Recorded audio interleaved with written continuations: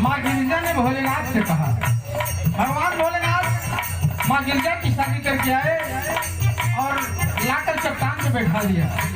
और चट्टान पर बैठे बैठे जब कुछ दिन बीता तो माँ ने सोचा कि हो सकता है यहाँ की रीति हो। कहाँ भोलेनाथ, अपना घर कहाँ है, हम कहाँ रहेंगे? तो समझ गई कि यही रहना है, तो फिर भोलेनाथ से बोल ही पड़ी। क्या कहती है?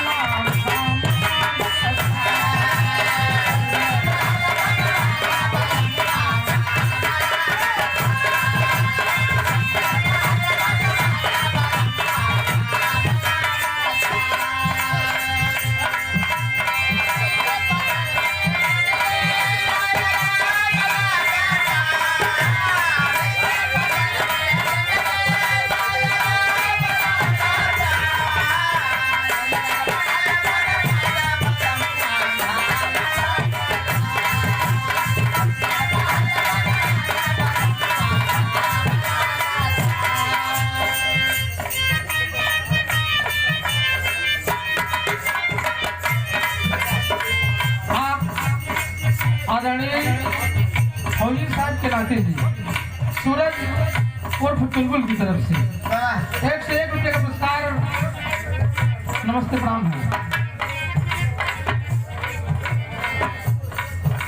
आप आदरणीय राम कुमार यादव जी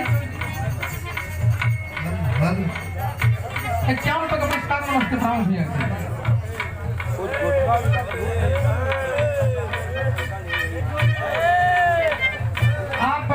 समाज के सम्मानित माननीय श्री राम संजीवन यादव जी 51 रुपये का पुरस्कार, आशीर्वाद की कामना है। शांत हो जाओ भैया, शांति का परिचय दे। एक तो माइक कम बोलत बा, अब आप सब बोल गए तो कहाँ सुनाई। चला भैया देखो, आजा।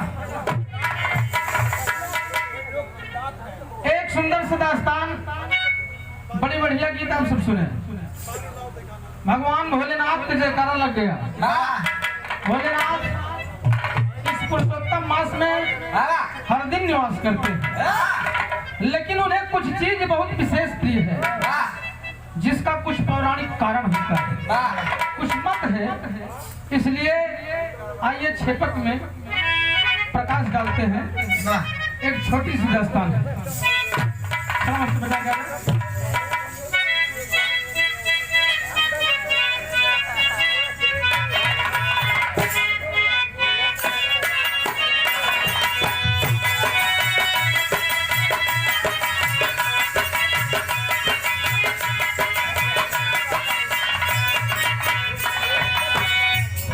एक दिन की बात, माँ लक्ष्मी जी बैठी हैं, श्रीहरि के चरण को दबा रही है। और चरण को दबाते दबाते अचानक उन्हें ध्यान आया कि भगवान शिव जी बहुत कुपित अवस्था में है। जालंधर का वध करने के बाद जब भगवान गुस्सा में थे, उनको शांत करने के लिए सभी देवताओं ने प्रयास किया और सबने उनकी पूजा किया था। और यही सोचकर माँ लक्ष्मी भी चली गई। लक्ष्मी माँ भोलेनाथ की पूजा करने के लिए उनके दरवाजे पर जाती है। कहना एक तर्ज मिला, आदरणीय स्वर्गीय हैदर अली जुगनू जी जाया करते हैं। कैसे भैया? बाजे बजनवा सखी होई गई जवनवा, हो बाजे बजनवा सखी होई गई जवनवा, काबुल का छूटल जवनवा हो।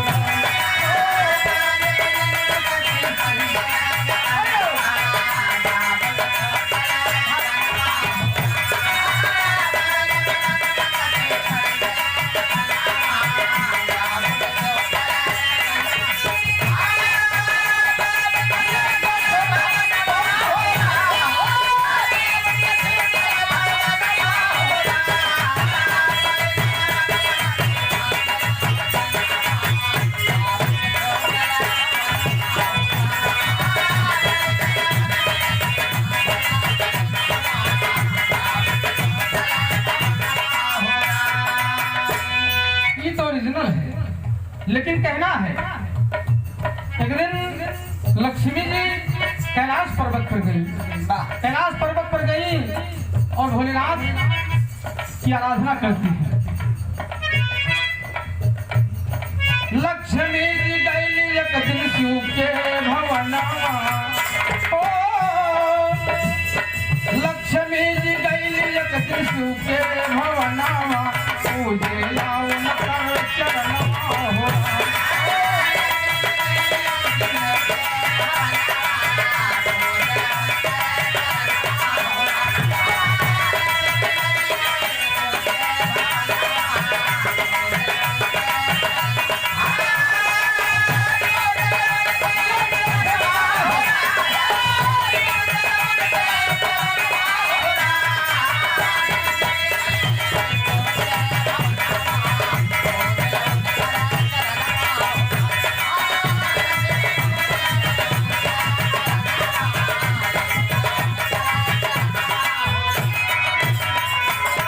भगवान भोलेनाथ की पूजा करने लगी, लेकिन तमाम सामग्रियों को लेकर गई, भगवान की आराधना कर रही है।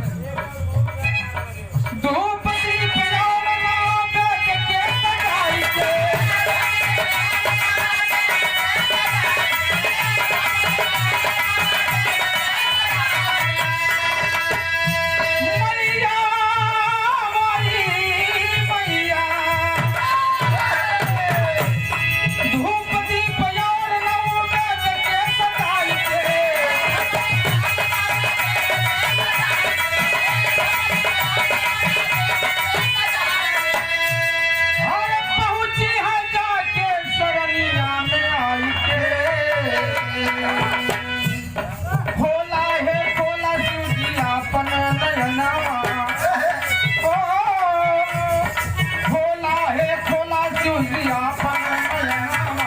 भोला के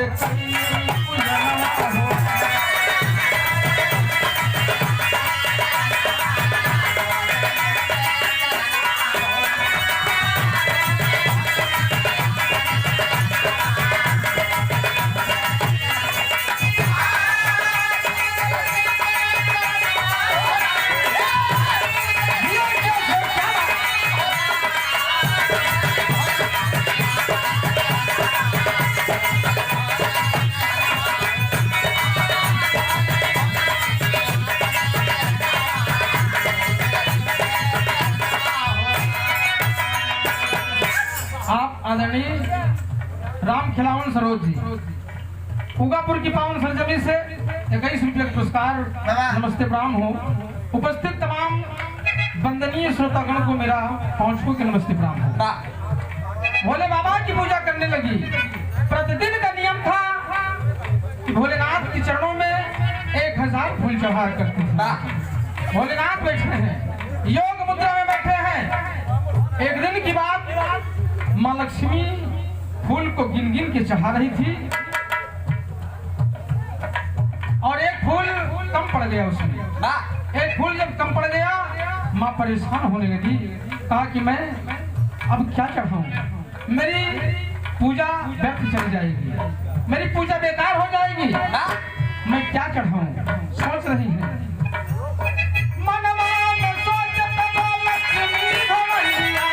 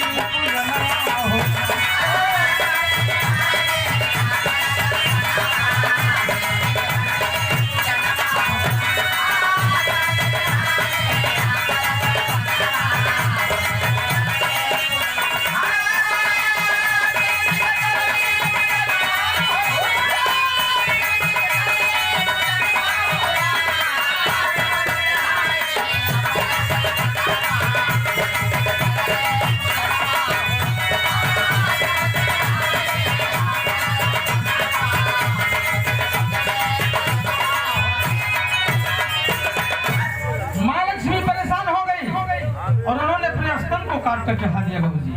चार स्तन को भगवान भोलेनाथ टगमगा गए। आज त्रिपुरारी एकदम निद्रा से जग गए बाबूजी।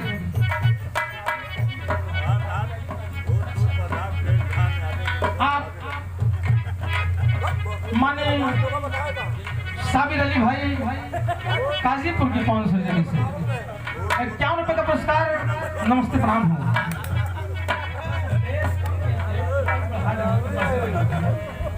टेबल के अंदर बेस बंद के अंदर घबराहट है यार। हाँ टेबल का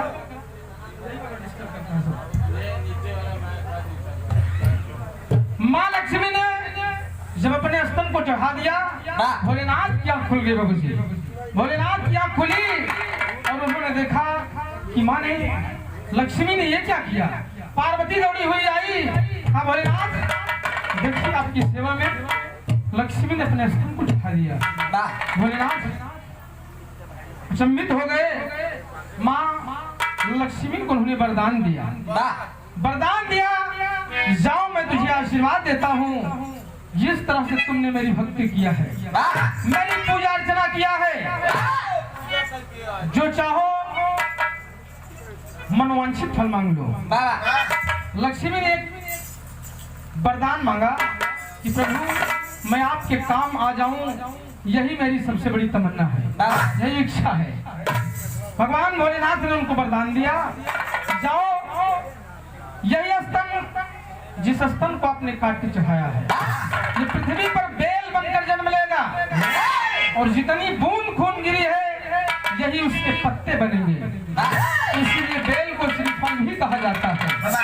और वही बेल पत्ती भगवान के सिर पे चढ़ाई जाती है, जैसे भगवान भोलेनाथ प्रसन्न हो जाते हैं।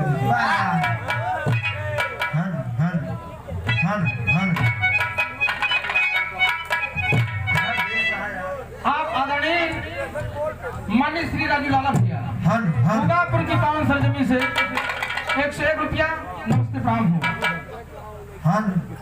माँ लक्ष्मी खुश हो गई, वरदान मिल गया उनको। यही बेलपत्र भगवान के सिर पर चढ़ता है। भगवान भोलेनाथ बेलपत्र से खुश होते हैं। खुश हो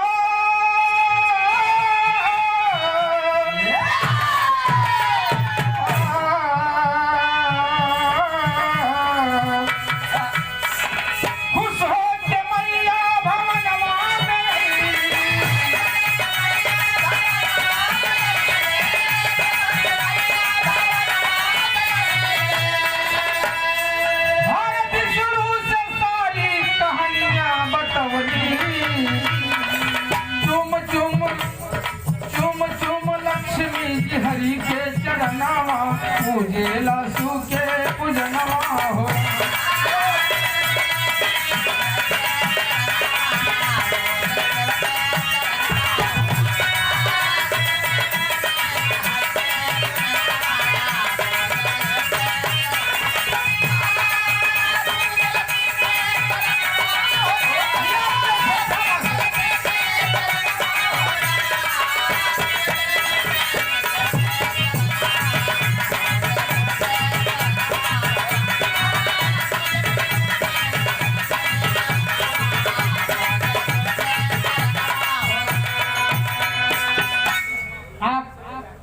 आदरणीय फौजी साहब के धर्म के भाई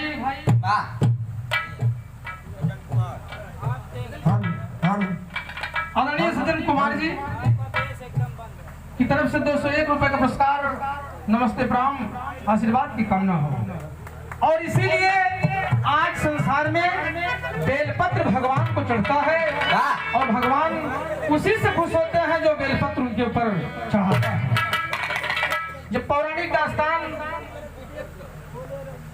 ये बताती है, ये संकेत करती है कि भोलेनाथ का सबसे प्रिय वस्तु बेलपत्र है। कहना है बिल्कुल आखिरी में